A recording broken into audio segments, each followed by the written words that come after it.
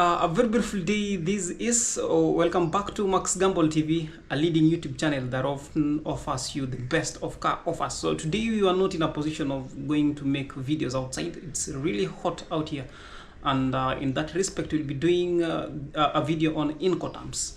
So suppose you've ever thought of doing an importation or an exportation of any product, any good, then you should be conversant with the Incoterms. So Incoterms basically refers to international commercial terms of trade that were developed by the international chambers of commerce to regulate trade.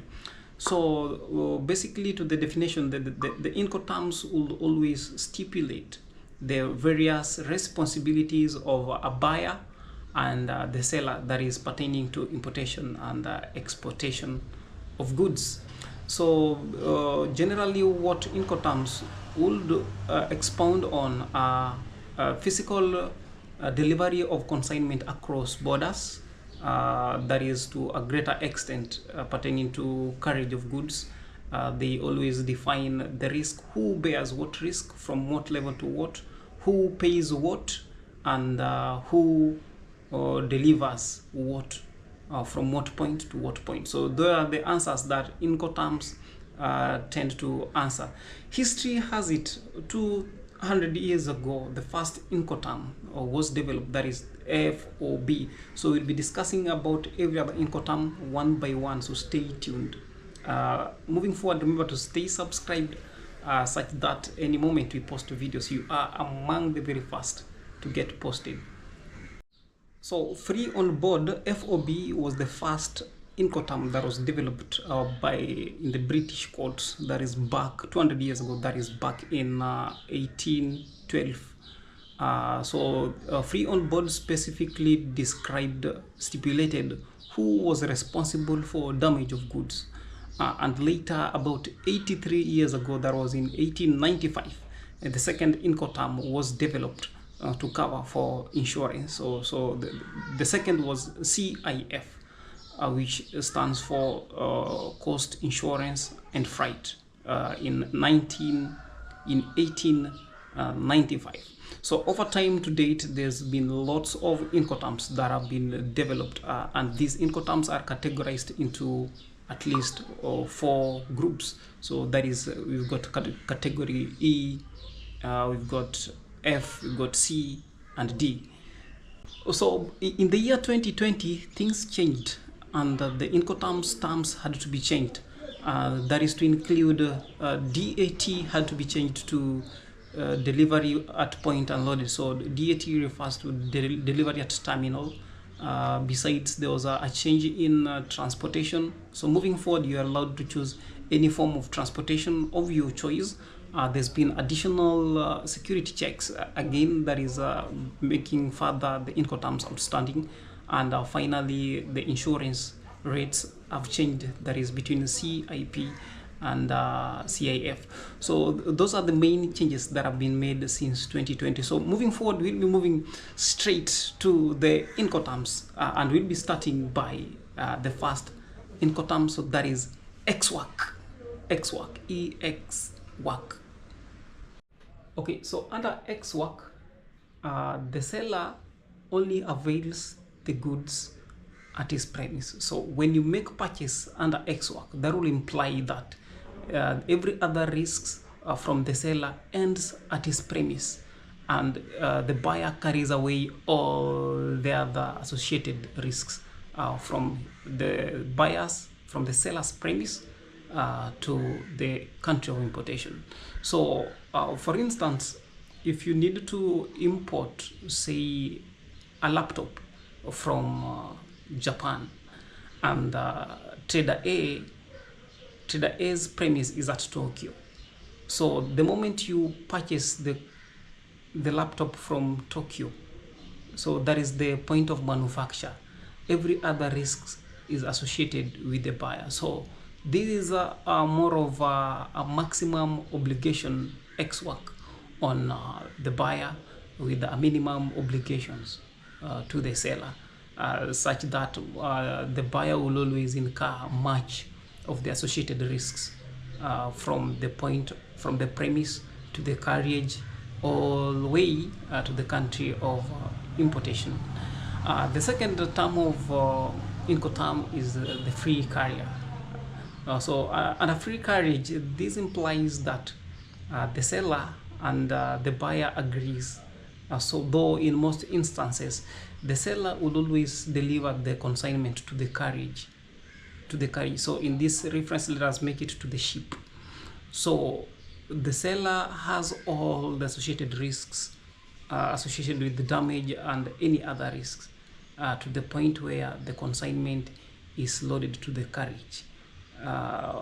So that will imply the seller has to transport the consignment from his premise, move the consignment all through to the carriage, and in that reference he has to pay for the clearance of goods at the exportation country. So remember, it has to be cleared before it gets to the carriage.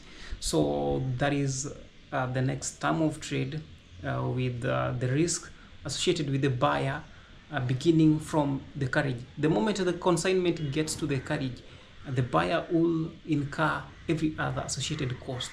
So that is to include insurance during transportation of that consignment, to clearance of the goods at the country of importation, to every other associated terms of transportation at the country of importation. So that is the second Incoterm.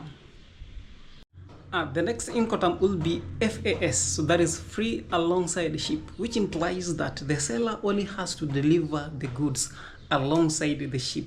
So he has to have all the consignment of the goods all the way from his premise. He has to clear the goods, he has to incur the associated clearance of the goods from the country of export and deliver the goods alongside the ship. So that is to imply he can opt to have the goods on the quay, or rather on the barge of the port. So the buyer will begin to incur associated risks from the point where the goods are delivered alongside the ship. So the seller, that is to imply that the buyer has to incur associated cost of loading the consignment on board. Paying for the insurance, all through clearing the goods at the port of importation, and finally associated transport cost at the country of importation. The next one will be free on board. So free on board implies that the seller bears all the associated risk not until the goods are delivered on board the vessel. So the seller has to ensure that the goods are on board the vessel. So the seller incurs every associated cost from the point of importation, from his premise. He pays for the clearance, he puts the goods alongside the ship, and he also ensures that the goods are on board the vessel. So that is to imply that any associated cost or any associated risk after the goods have been loaded on the vessel will be incurred by the buyer. So the buyer, that will imply that the buyer will incur insurance as the consignment is transshipped or transported all to the country of importation. He will do the clearance of the goods from the country of importation, and he will also do associated transportation of the goods from the port of importation to his premise, that is in the country of importation. So that is our fourth Incoterm. So we're moving to the next one. So moving forward, remember to stay subscribed. If you've stayed to this level, we'll be having you more of international standard trading terms and more of importation deals. Okay, the second last Incoterm is cost and freight, or CFR. Cost and freight implies that the seller is obligated to deliver the consignment at the port of destination. So that is the importation port. However, he does not incur any insurance cost associated, any risk associated with carriage of the good as the consignment is shipped through. So that is the only difference with the final one, which is cost, insurance, and freight. So cost and insurance and freight, CIF, is the most commonly used. Here, the seller is obligated to transport the consignment all through to the port of destination. He incurs every insurance cost associated with the freight cost, and he has to ensure that the goods are delivered to the buyer. So the buyer's obligations only begin upon delivery at the port of importation, at the port where the consignment is getting imported to. So there's a slight difference. I hope you've noted the difference between CIF, cost, insurance, and freight, and cost and freight.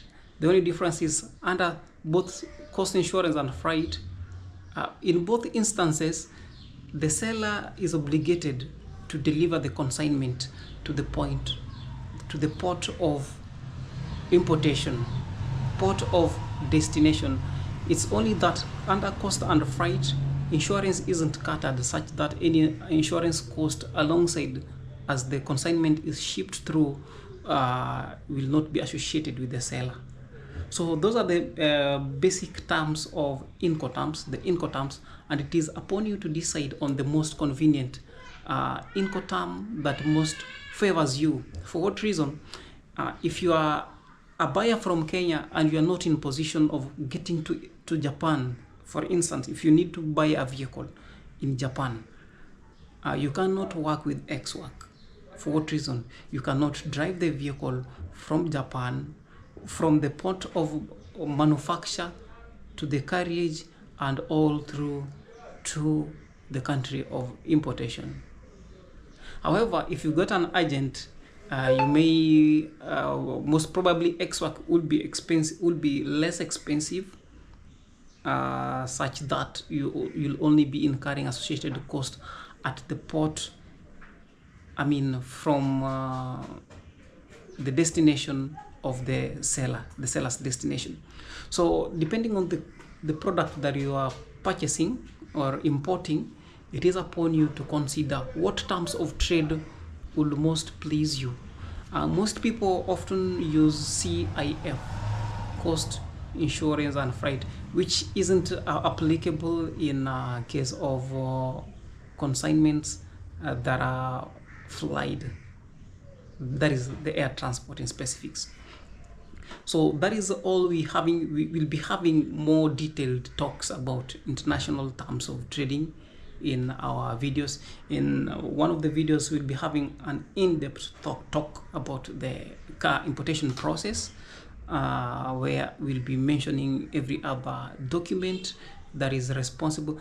The importation process in specifics from Japan to Kenya.